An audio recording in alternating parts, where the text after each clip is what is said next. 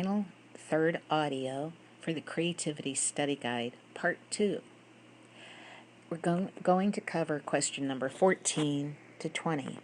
And this deals with people who have been doing high-level research at Yale, at Harvard, and have studied creativity from a psychological viewpoint, from a sociological viewpoint, from a business viewpoint. So what I'm doing here is I'm taking a broad field of study. Each one of these researchers that have written lots of books and lots of articles, and I'm broadly taking their ideas and giving you one main idea that goes with this class. So I want you to be aware that these people have a lot more range than what I'm giving you, and this is just one focus on creativity. So, number 14, the main concept of Teresa Amabile's theory of social creativity deals with the nature versus nurture concept. You might have had that in biology. The question is, was I born creative or was I made creative by my environment? And her answer shows both.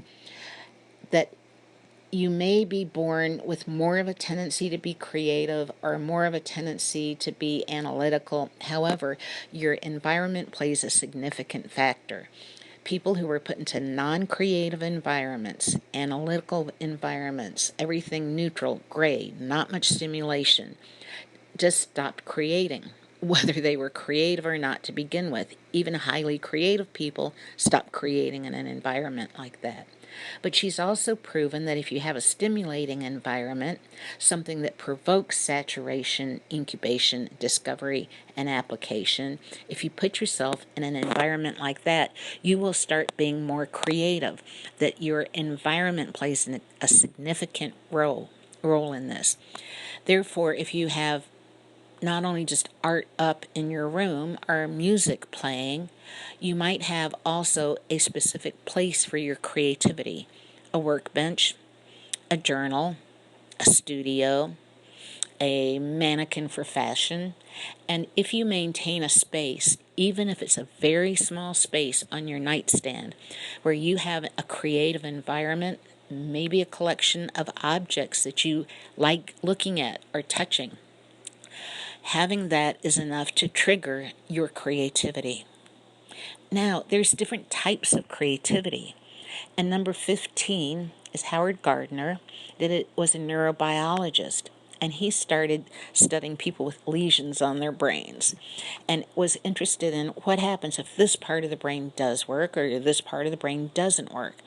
And what he found was that our definition of intelligence that goes with IQ, our reading, writing, arithmetic, are only two types of intelligence. And he said those aren't the only way to measure being smart or being creative. Well, if you think about it, think about different intelligences besides reading, writing, arithmetic. Have you ever known somebody who was really good at those and maybe had a college degree but was dumb as a dump? And then you might have somebody that you know who is not college educated, doesn't really like books, but is smart on their feet. They can work a room, you can put them in the middle of anywhere, and they know what to do.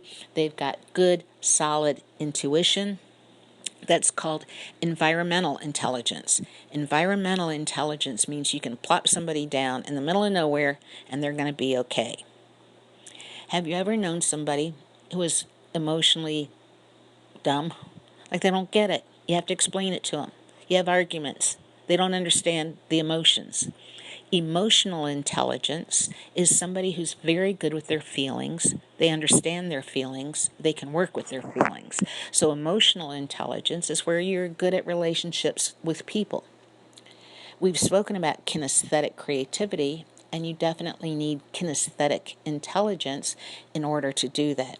So kinesthetic intelligence is you're really smart in the way you move. You can have spatial intelligence. Now, spatial intelligence is that you're really good at visualizing things in space. You might be a sculptor, you might work with clay, you might be a car designer, but you might be a mechanic who can turn things around in his head or her head. Or if you visualize something, you can turn it around in your head and see it 3D. If you do that, you're at spatially intelligence. There is also a musical intelligence. Now, musical intelligence is not only the ability to play an instrument or sing, but it's being really good at rhythms. You can use musical intelligence to solve surprising problems. For instance, if you were in a math class and you were supposed to use mathematical intelligence to solve this problem, operator A pushes a button 5 times every 3 minutes. Operator B pushes a button 17 times every 10 minutes. How often will operator A and B hit a button at the same time?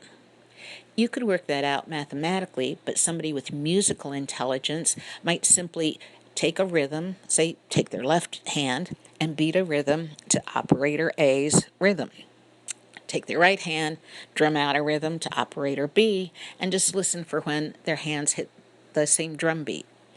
So a musically intelligent person can see rhythms maybe in the stock market, maybe can see the rise and fall of different things, get the feel of different, they tend to be smart about how things flow. Now, you can be creative in any of these intelligences. So if you're going to be creative mathematically, you have to have mathematical intelligence. If you're going to be creative in business, you need environmental intelligence. I would like for you to think of what kind of intelligence you might use. Fall apart. Csikszentmihalyi's theory of flow, it's really a two-part theory. One is, how do you get to be creative? And he says you have to have 3 things to show creativity: the individual, the domain, and the field. The individual has to be creative. I got to be a creative individual. The domain is the subject matter. You have to know the subject matter really, really well. I can be creative in art because I know the domain really well. And I know what's been done before, and I know what hasn't been done. And when I have an idea, I know whether it's repetitive or something I've never seen before. However, I cannot be creative in math. I don't know the domain well enough. I might say 1 plus 1 equals 11, but that's just stupid. It's not creative because I don't know math well enough. So if you want to be creative, you have to know your field extremely well.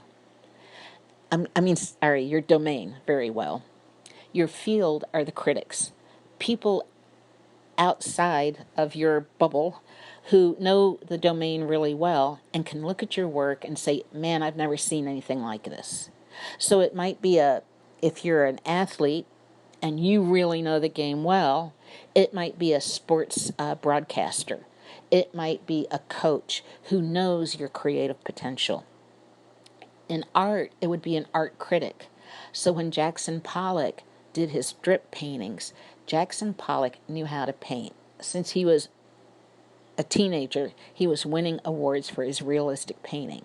So when he decides to have this creative breakthrough and paint a painting about a feeling in a way that nobody has ever painted before, the art critics recognized that this was a breakthrough idea in painting and in art. And other people outside the domain, people who were not artists, thought it looked like drips, it was stupid. They called him Jack the Dripper. So you need to have a creative individual who knows the domain and has a well-informed field of critics or observers who can certify, yeah, this is creative, not really crazy. Well, why do people strive so hard to be creative, and what is it that draws them to be more creative? Well, Csikszentmihalyi also talks about flow, and when he studied hundreds of creative people, they said that the reason they're creative is because they get hooked into this flow state. And the flow state is a sense of heightened awareness. You're so in the moment that you can't think about anything else. Time seems to just go by. If somebody talks to you, you can't hear them. So a musician who's playing and get so into the music. You can hear it in their when they play the music that they're in flow. Let's say they're playing a guitar. They no longer think about the chords. They don't think about their fingers. They just kind of get out of the way and let the music flow. In some West African cultures, this is called a nomo. A nomo is a creative spirit that wants to come through, and it doesn't want to be a person. It doesn't want to be a dog. It wants to be a song, or it wants to be a poem, or it wants to be a ceramic bowl. And so the role of the artist is not to enforce their ego to make this object, but to get out of the way and let the object emerge from their hands or their song or their voice.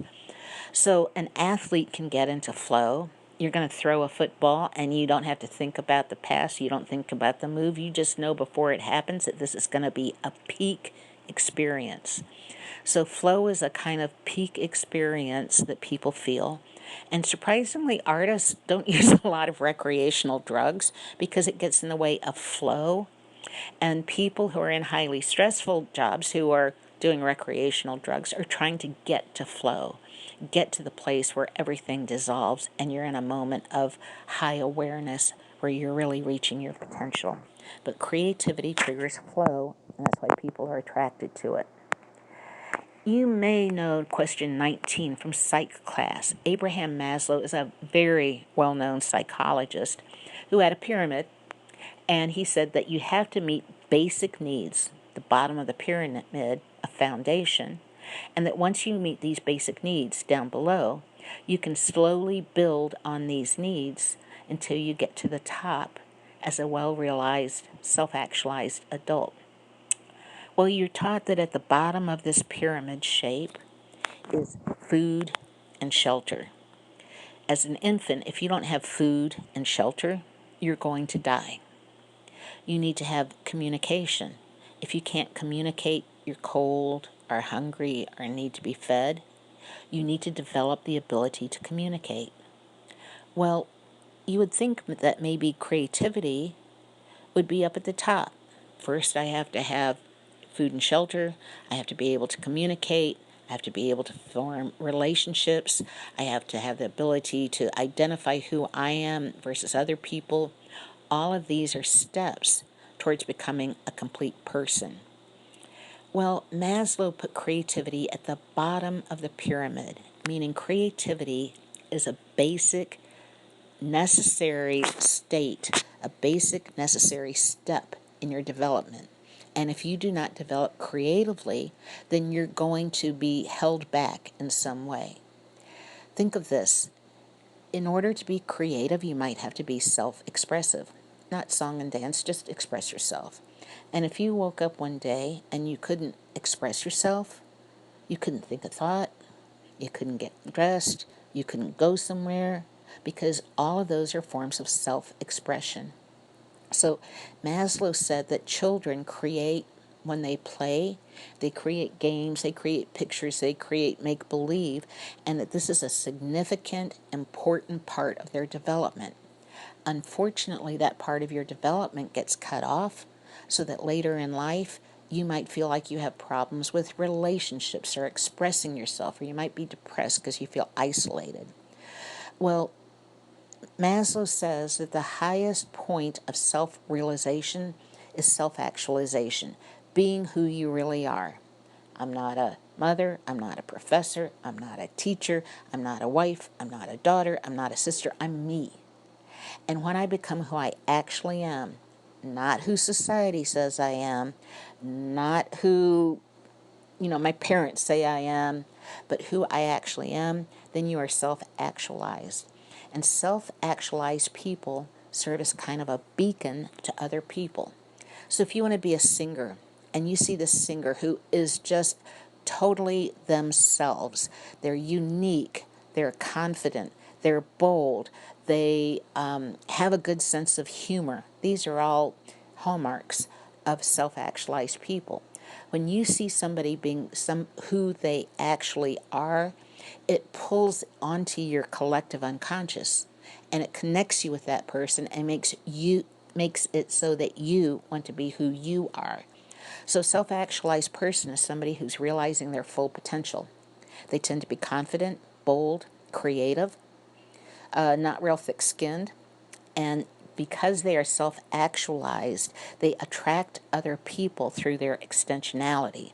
So many artists like being the avant-garde and on the fringe of things so that they can sidestep expectations of society and they can have a self-actualized existence, and they make art that expresses who they actually are. And when you look at that art, you are somehow mysteriously drawn to it. Number 20, Rollo May is another psychologist, and he looked at how come more people aren't creative. Like if you get in this flow state and it helps you become self-actualized and it helps you become, realize your potential, how come more people don't do it? And he said it's because you have a voice of judgment. A voice of judgment is not the one that goes, oh, that arm is a little long in the drawing, make it shorter. Oh, you put too much cinnamon on the cookies. Oh, you need to have a stronger end to your novel. That's not the voice of judgment. The voice of judgment is this. This is stupid. You don't know how to do it. Everybody's going to laugh at you. If you speak up or sing or write or draw, what will people think? I'm afraid to show this to somebody. And he said the voice of judgment is the voice that holds you back. And it's your conscious voice talking to your unconscious, trying to keep control. So the voice of judgment is the voice that holds you back from realizing your true potential and being creative. Hey, we finished the study guide. Isn't that great? I hope this helps you with the test.